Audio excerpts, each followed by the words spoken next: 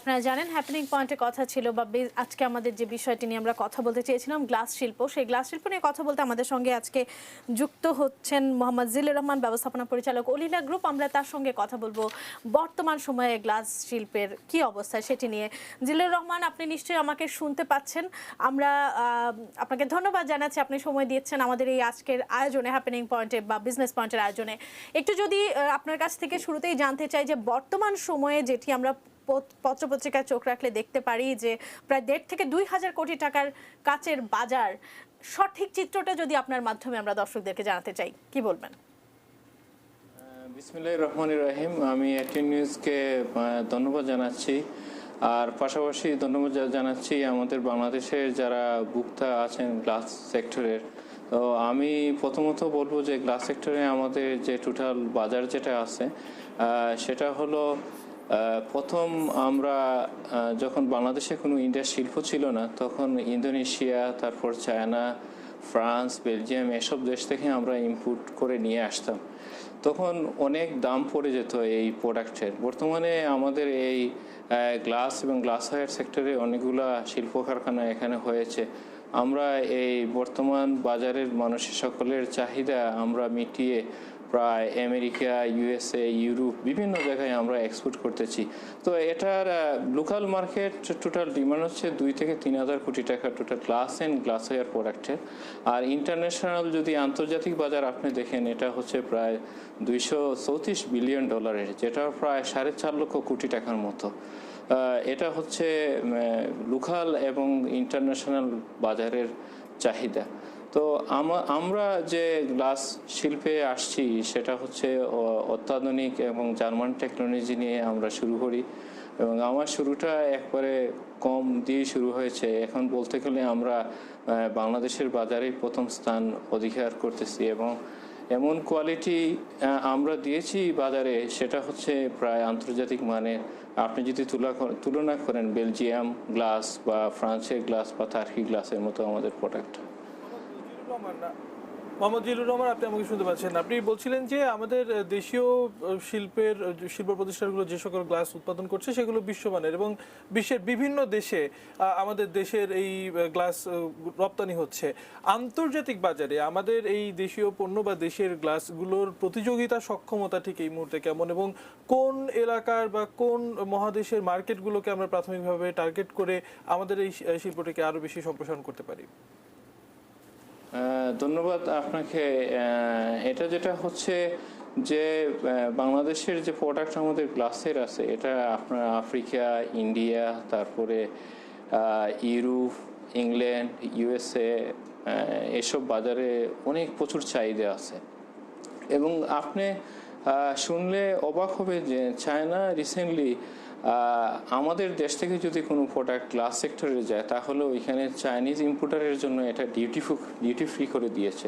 কিন্তু আমরা যে ইন্টারন্যাশনাল বাজারে মানে কম্পিটিটিভভাবে আমরা একটু পিছিয়ে আছি, তার কারণ হলো যদি অন্যান্য দেশ থেকে বিদেশে বহির্বিশ্বে এক্সপোর্ট করে, তাহলে ওইখানে এটা ইনসেন্টিভ পাওয়া যায়, এবং তাদের যদি র মেটেরিয়াল আনে সেই র মেটেরিয়ালগুলো ডিউটি ফ্রি হয়। কিন্তু আমাদের দেশে ওই র মেটেরিয়ালগুলো ডিউটি ফ্রি দেওয়া হয় না এবং ইনসেন্টিভও দেওয়া হয় না, যার ফলে এখনও আমাদের দেশ থেকে আমরা যারা এক্সপোর্ট করতেছি ঠিক মতো ইন্টারন্যাশনাল বাজারে আমরা কম্পিটিটিভ করতে পারতেছি না। তবে এই সুবিধা যদি দেওয়া হয় যে কিছু ইনসেন্টিভ গভর্নমেন্ট আমাদেরকে দেয়, পাশাপাশি আরেকটা জিনিস আমি বলি আপনাকে, আমরা কিছুদিন আগে একটা লোন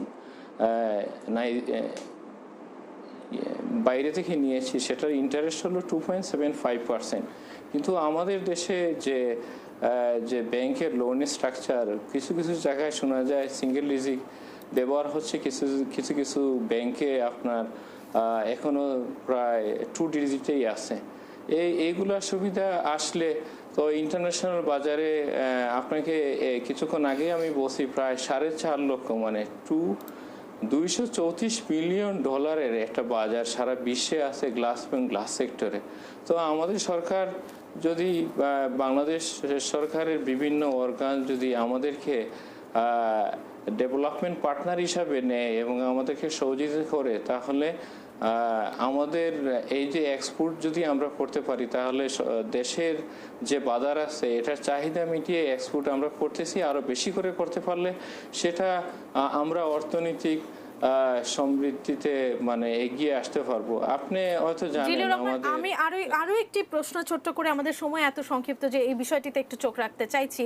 আমরা দেখছি যে ডিপ্লোমা ইন গ্লাস টেকনোলজিতে বিভিন্ন ছাত্রছাত্রীরা পড়াশোনা করতে আগ্রহী হচ্ছে এখন।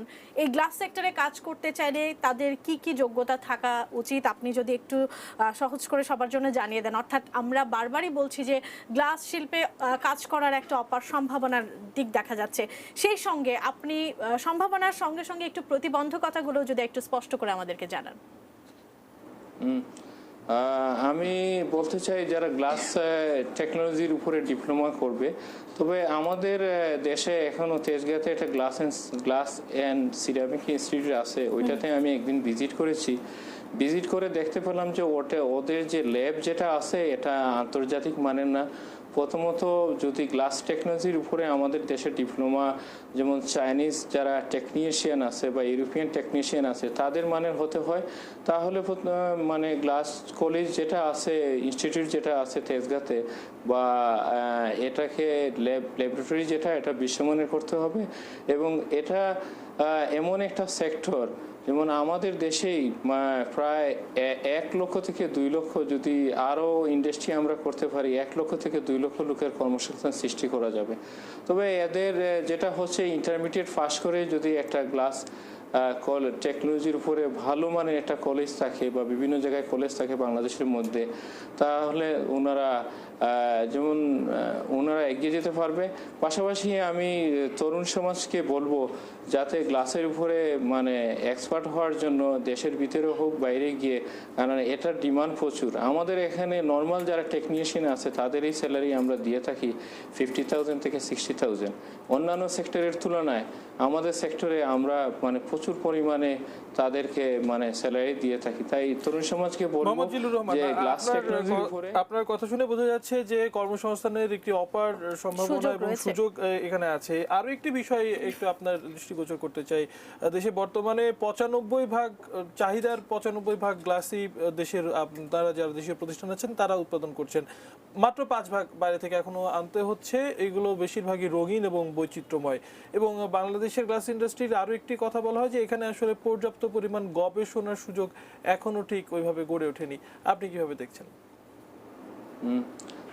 ধন্যবাদ। অ্যাকচুয়ালি R&D যেটা রিসার্চ অ্যান্ড ডেভেলপমেন্ট যেটা হচ্ছে আমাদের দেশে এই গ্লাস টেকনোলজির উপরে এরকম কোনো গড়ে উঠে নাই। তবে এটা আমি মাননীয় প্রধানমন্ত্রী বা যারা গভর্নমেন্টের বিভিন্ন অর্গান আছেন তাদেরকে বা সবাইকে বলবো যে এরকম যদি একটা research and development sector glass সেক্টরের উপরে তৈরি করা যায় তাহলে এটার বিশাল একটা ভবিষ্যৎ আছে।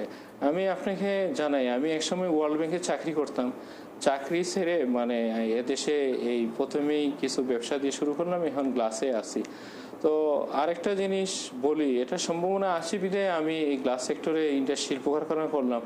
আর বাংলাদেশে যারা তরুণ সমাজ যারা চাকরির জন্য ছুটাছুটি করে তাদেরকে করবো ছোটো করে ব্যবসা শুরু করে বড় বড় একটা শিল্প কারখানা বাংলাদেশে স্থাপন করা মানে তাদের পক্ষে সম্ভব।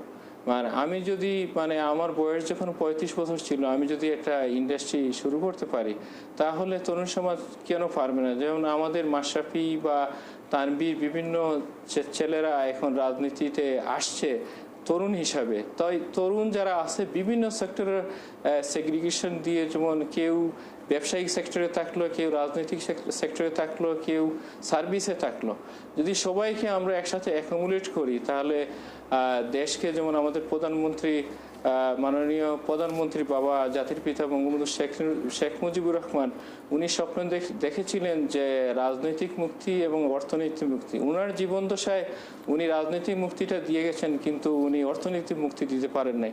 এখন আমাদের মাননীয় প্রধানমন্ত্রী অর্থনৈতিক মুক্তির জন্য কাজ করে যাচ্ছেন। উনার উৎসাহে আমি তরুণ সমাজকে বলবো সবাইকে এগিয়ে আসুন, আমরা সবাই মিলে দেশটাকে গড়ি এবং অর্থনৈতিক সমৃদ্ধি আর অনেক আপার সম্ভাবনাময় একটা দেশ আমাদের দেশ। তো সবাই যদি আমরা এগিয়ে একসাথে কাজ করতে পারি, আমরা অনেক এগিয়ে যাব।